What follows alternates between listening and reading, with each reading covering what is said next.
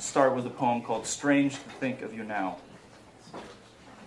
I was sitting next to a man on an airplane, and he turned to me and said, I've loved women 10 times taller than you, and one of them defrosted my heart with a ballpoint pen. I told him he should talk to smaller things, like mice or bees. Then the turbulence made us both weep. Last Thursday, in a patch of green grass, boys tossed a frisbee. Their legs quivered. So many crickets. After each folding of the sun, I try to see you, putting on your mask in the dark. Yes.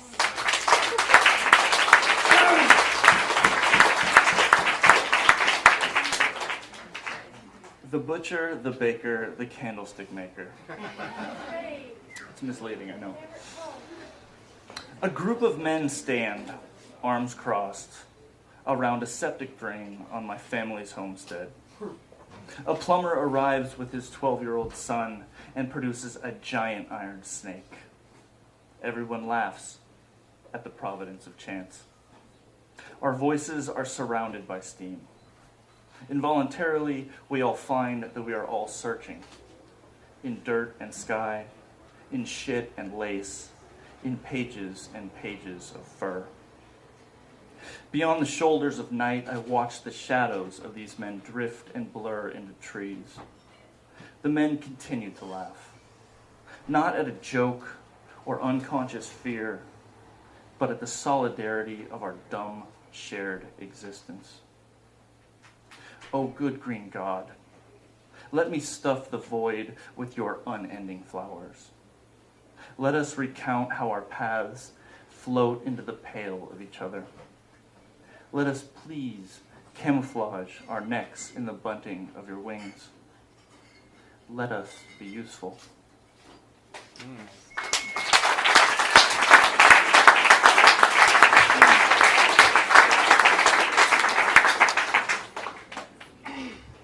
Still life with blood orange and puccini.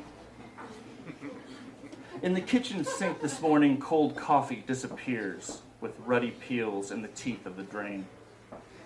Turandot slips through the neighbor's fence into my yard as leaves come alive. Dogs roll in tall grass. Cars shift into reverse and neutral and first all over town. People move. Everywhere, the air just hangs here, sheenless and blunt, like a butter knife caked with dark jam. The photo on the wall keeps moving. Rhomboid, flaxen, skewed like another vast challenge, and just then, as if the street were in sync with the disposal, my neighbor switches to Tosca as Cavaradossi sings to her, dying was bitter only because of you, and is then shot dead. This is happening now. An awful conceit and precision.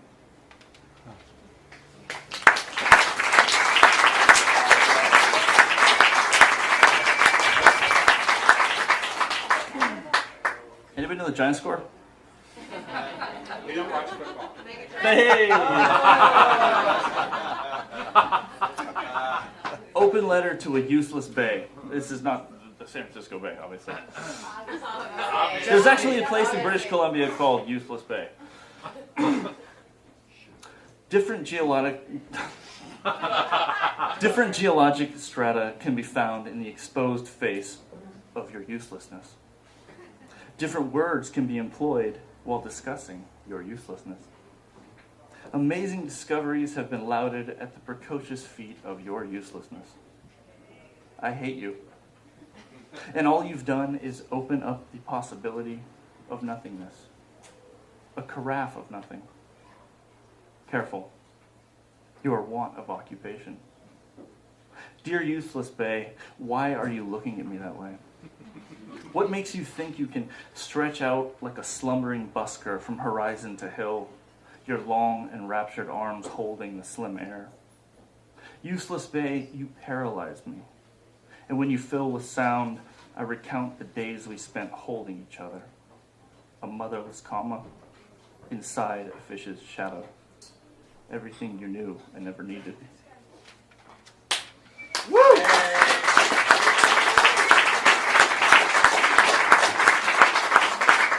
Two more. This is called Something Produced from Separation.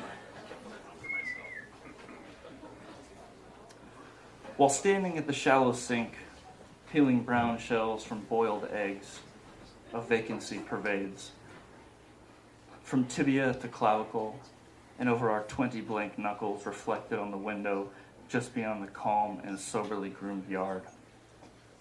This morning, a colossal lobe of water rose up and flattened a northern corner of Japan. Instantly, thousands of people were swept from is to was. Dogs on roofs drifted away. Here, the drone persists. I stare like a robot. Caterpillars circling my eyes, a corona of springtime greens, their felt edges meddling our hopes. When there is nothing left to say, only our communal helplessness can afford the movement of new ghosts. In the playback, they shift mesmerically, looped over and over, their stuffing extracted by rushing hands, pulled with trucks, cinder, restaurants, and jute. Ocean, you were everywhere. Now you're up in the hills. You're having their tops as lunch. In my hand, the stripped egg waits.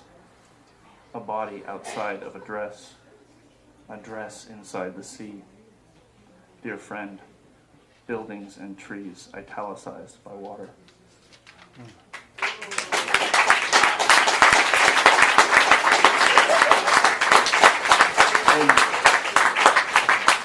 In a well-designed editorial move, this is the last poem in the book, actually. So it's called Awareness in Mirrors. My skin is beginning to look like my father's. Pink and worn. Chicken in a meat case. The chime of a fork on the countertop from the other room is a ring dropping. The doors don't work. Out of order. But still we eat. In a serious vein, I find consent. Each morning brings the loud, lacking thud of family. My uncle picks sweet peas and shoots ducks. Grandpa's internet is awash in mayhem. And for all of the trains in America, I am left at the caboose of trepidation. God, are you there? It's me. Availability. We need to develop a mood for my salvation. One that matches the regal color of my inescapable collapse. One that looks good in winter and spring. One that, without costly moves into the future, can portray an honest man folding his underwear beneath a stupid moon. That is a proper exit. Yes. What I've built, I will name for you. Bravo.